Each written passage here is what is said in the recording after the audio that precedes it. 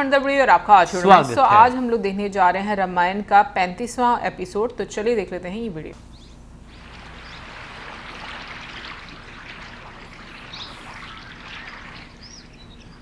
लक्ष्मण, इस प्रदेश की सुंदरता देखकर बार बार जानकी की याद आती है।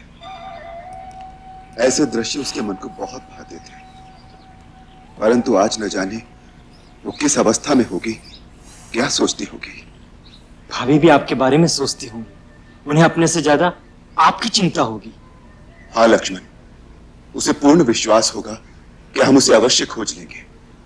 इसी भरोसे पर वो जीवित होगी ना लक्ष्मण? हाँ भैया, वह एक वीर आर्य कन्या है। कितना भी दुख आ जाए पर वो विचलित नहीं होंगी। भगवान करे ऐसा ही हो। मेरे राजा की बात सीधी तरह मान ले। क्या कमी है हमारे लंकेश्वर में? अरे सुनती है कि नहीं? बोलना। तू महाराजा धीराज रावण की बात मान ले, नहीं तो मार मार के तेरे टुकड़े टुकड़े कर दूंगी, समझी? बोल, मानेगी कि नहीं मानेगी? अरे कुछ तो बोल। ये ऐसे नहीं मानेगी, इसे माया से डराओ। मायावती, तुम इसे अपनी माया से भ्रमित कर दो। देखो मैं इसे किस प्रकार से सीधे रास्ते पर लाती हूँ।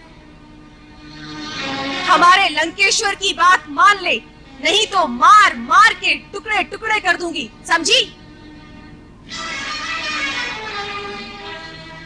क्यों स्वयं अपनी शत्रु बन रही हो? नादानी छोड़ो, महाराज धीराज रावण की शरण में आ जाओ, तुम्हें हर प्रकार का सुख मिलेगा। ऐसा वैभव, ऐसा सुख तीनों लोकों में किसी स्त्री को नहीं मिला होगा जो तुम्हें मिलेगा। द्वार पर आए हुए भाग्य को ठोकर मत मारो रानी।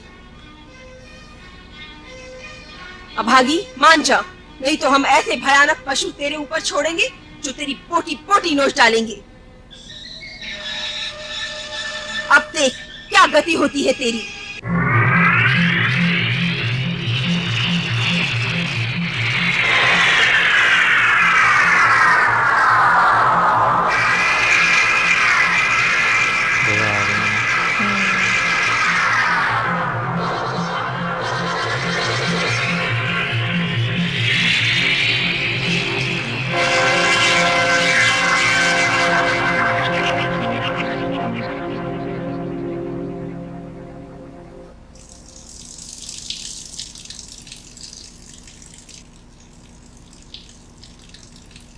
सुग्रीव के उसमें आ गए। महाराज की जय हो।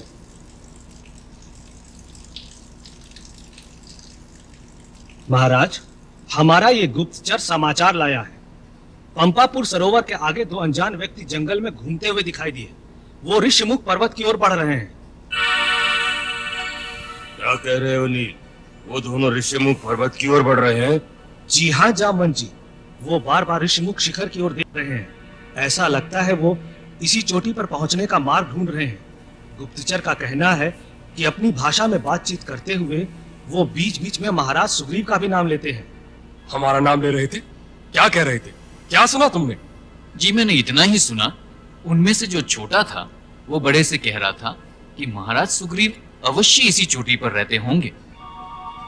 हमें वहां पहुंचने का मार्ग शीघ्र ही ढूंढना चाहिए। अर्थात उन्हें यहाँ का मार्ग विदित नहीं।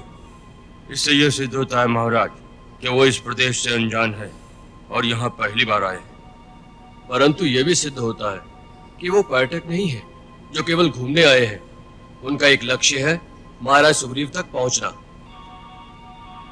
वो इनसे भेंट करना चाहते हैं या आक्रमण, ये विचार करने की बात है। तुम ठीक कहते हो नल, उनका आगमन विचार योग्य है। क्यों आए हैं? किसने भेजा है? अर्थात आप लोगों को शंका है कि महाराज बाली ने उन्हें यहाँ भेजा है? हाँ, इसी बात की मुझे आशंका है जामवंत। परंतु महाराज बाली उन्हें अकारण यहाँ क्यों भेजेंगे? हम तो यहाँ शांति पूर्वक रहते हैं और उन्हें कुछ कहते भी नहीं। ये तो हम जानते हैं कि शांति से रहते हैं। उनकी आंखों में तो महाराजा सुग्रीव और इनके हम चार मंत्री कांटे की तरह खटक रहे होंगे। वो जानते हैं कि जिस राजा का राज छिन जाए वो जब तक जीवित रहेगा पुनः अपने राज्य को पाने के लिए तड़पता रहेगा, और जब उसके मुख्य मंत्री साथ हैं वो अवश्य षड्यंत्र कर रहे होंगे। ऐसी अवस्था में उसकी यही चेष्टा होगी कि वो हमें जैसे भी हो समाप्त कर दे। तुम ठीक कहते हो नल, इसीलिए आज बाली भैया ने 2 मनुष्य भेजे होंगे जिससे हमें कोई संदेह ना हो। तुमने कहां देखा उन्हें? पर्वत के नीचे, तराई के वन में। तुम कहां थे? मैं पेड़ पर बैठा हुआ था, उसके नीचे से वो जा रहे थे। कैसे लगते हैं वो? जी अच्छे लगते हैं। अच्छे बुरे की बात हमने कहा पूछी, हम जानना चाहते हैं वे किस स्टील डॉल के हैं, कैसी वेशभूषा है उनकी। जी दोनों युवक हैं, अति सुंदर हैं। मुख पर एक मोहिनी है, वेशभूषा से कोई तपस्वी ही लगते हैं, परंतु कंधे वीरों के हैं और कंधों पर धनुष्मान धारण किए हैं। सारी बातें तुम एक दूसरे के विपरीत कह रहे हो। एक बात बताओ, वो तपस्वी हैं या योद्धा हैं? जी दोनों। कुछ समझ में नहीं आता। मेरी समझ में आता है। बाली ने जानबूझकर ऐसे 2 व्यक्ति इस प्रदेश में भेजे हैं जो यहाँ के लिए अनजान है। वो दोनों तपस्वी महाराज सुग्रीव के पास सहायता मांगने या भिक्षा मांगने के उद्देश्य से हमारे यहाँ पहुंचेंगे, और उनका मुख्य उद्देश्य यही होगा हमारा भेद जानना कि हम किष्किंधा का राज्य वापस छीनने का कोई षड्यंत्र रच रहे हैं या नहीं। और जो वीरों की भांति धनुष बाण उठा रखा है वो क्यों? वो इसलिए कि यदि हमें असावधान या शक्तिहीन पाए तो अवसर पाकर हमें समाप्त भी कर दे। इसलिए प्रतिदिन की आशंका से तो यही उत्तम है कि आप बाली पर आक्रमण करके उससे किष्किंधा का राज्य छीन लीजिए। परंतु वो इतना बलशाली है कि मैं अकेले उससे नहीं लड़ सकता। हमें किसी शक्तिशाली मित्र की आवश्यकता है जो हमारा साथ दे। हो सकता है उसके दरबार में आपका कोई विशेष भक्त हो जो आपकी सहायता कर सकता है। परंतु राजन, अपने खोए हुए राज्य को पुनः प्राप्त करना आपका वीरोचित कर्तव्य है। उसके लिए राजनीति, साम, दाम, दंड, भेद, सारे अस्त्रों का प्रयोग उचित मानती है।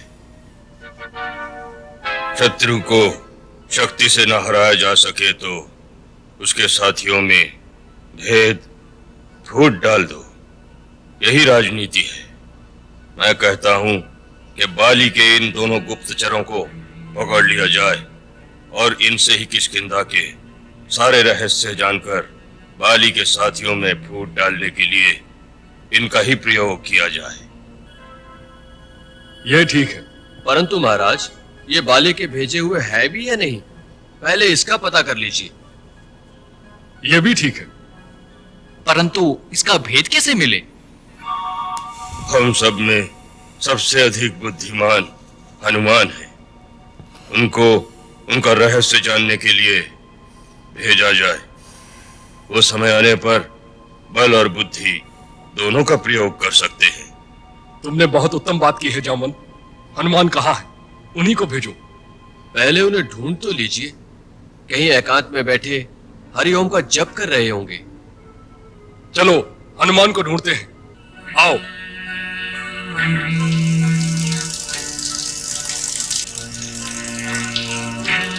अच्छा सेट लगा है ना?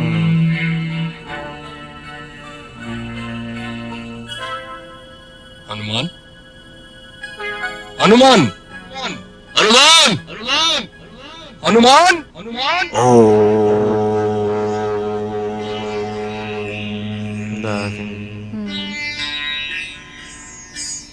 हनुमान जी,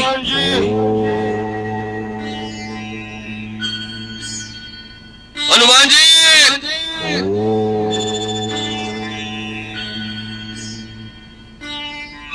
हनुमान जी।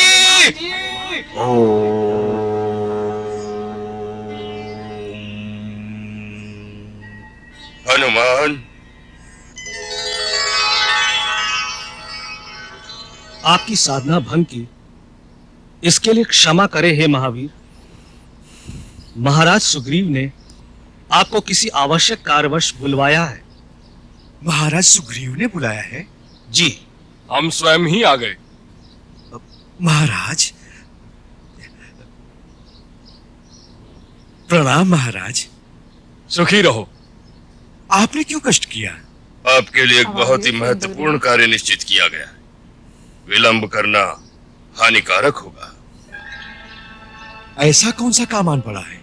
हनुमंत, ऋषिमुख पर्वत के नीचे तराई के वन में 2 जन मनुष्य रूप में घूम रहे हैं। तपस्वी वेश और वीरों का बाना है। कुछ संदेह होता है कि बाली के भेजे हुए गुप्तचर हैं। हम 5 को अवसर पाकर समाप्त करने के लिए आए हैं। तुम हम सब में बलवान हो, इसलिए तुम जाकर उन्हें पकड़ लो और हमारे सामने लाओ। फिर हम बाली के विरुद्ध उनका प्रयोग करेंगे। केवल संदेह में पकड़ लूं? ये कहां की बुद्धिमानी है?